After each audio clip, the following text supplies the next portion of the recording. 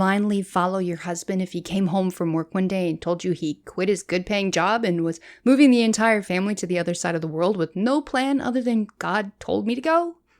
Cue crickets chirping in the silence. As insane as this sounds, that's exactly what Sarah did in the Bible. Hebrews 11:8 says Abraham followed God even though he did not know where he was going. And what we know from reading the story in Genesis, his wife Sarah followed him. Keep in mind, she wasn't the perfect wife. We definitely don't want to follow her example of laughing at God's promises or trying to manipulate our circumstances because of lack of faith and patience. Goodness, the world is still dealing with the consequences of Sarah's lack of faith in God's perfect plan by giving her handmaid to Abraham to beget a son. It's a sobering reminder that even our private decisions in the home can have a lasting impact in the world around us for the good or bad. But even though Sarah made mistakes like we make mistakes, one of the things she did that inspires and convicts me as a wife is that she followed her husband even when her husband clearly didn't have it all figured out. We might not have moved to the other side of the world, but in many ways, moving from suburbia to the country for our family sure felt like it. Tim's desire to be debt-free and more self-reliant for the ultimate goal of being able to serve others and the family better sounded good on the front end, but it was the actual application that was hard to swallow. You see, as Tim's wife, my role is to support and follow no matter what. Living in the country sounded great. Being debt-free sounded great. Serving others more sounded great. Getting there, it wasn't so great. You see, we sold our beautiful corner lot home in Maumelle and moved to a raw piece of land where we had to build our home from scratch. We had all gotten used to hot and cold water on demand or central heat and air. What we moved to, especially in those first years, was bursting pipes every winter, water heaters that couldn't keep up with the cold, so you never had hot water except during the, spring, summer, maybe fall. A single wood stove to heat an entire house, and wood that had to be chopped and hauled to keep the fire going, and window AC units that can barely keep up with the Arkansas heat. My beautiful quartz countertops that I loved, smooth as glass, I loved kneading my bread dough on, were replaced with wooden planks with screws sticking up from the bottoms. The nice paved driveway the kids used to ride their bikes on, that was replaced with scraps of wood, making a plank walkway to cross the lake of mud in order to reach the front door from where the van had to park at the other end of the long driveway until we could afford 400 feet of gravel to be spread out. Otherwise the van would get stuck in the mud.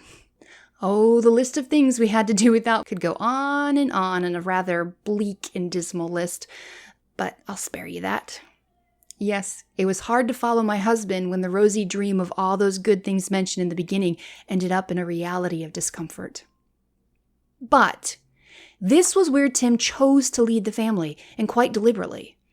Of course, Tim didn't anticipate every single challenge that we ran into, but he did anticipate challenges and knew what he was signing up for. And although he knew it would be hard, he committed us all to it anyway, and that was his choice as the leader of our home. To his credit, Tim wasn't going in completely blind. He did have a master plan not only for our finances, but for the development of our new homestead.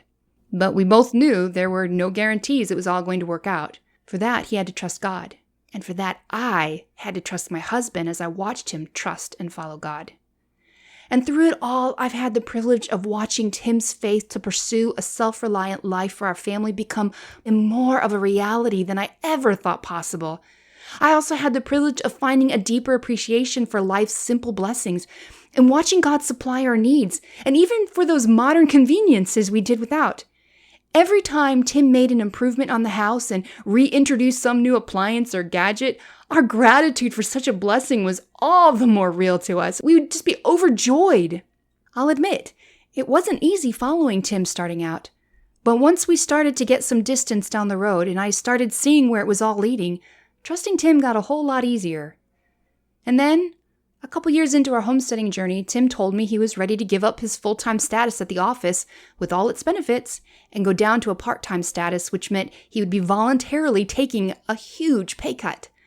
I'm like, what? Why? How? Ah! I mean, we were just starting to reach a point financially where we could afford to make bigger improvements to the homestead. Taking a pay cut seemed to defy logic. I mean, any rational person would be thinking this. However, by this point, it was so much easier to trust Tim's decisions and to follow because of what I'd seen God do through his leadership before. So again, I trusted my husband to know what was in the best interest of the family and knew that he had been praying long and hard over this decision. This was not fickle. This was not just, one morning he woke up and like, oh, I had a dream. We're going to do this. No, lots of prayer.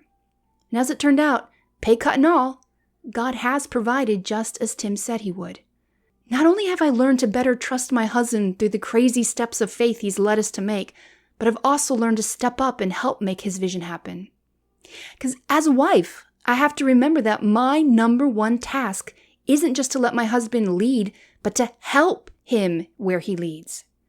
I'm Tim's helper. So when Tim announced his decision to move us to start a farm or to cut his hours, my first response was to ask, how can I help make it work? If you're curious of some of the ways I've contributed to the family's financial plan, you can go back and listen to my episode titled Saving a Living or Helping with the Family Income as a Stay-at-Home Mom for more details on that.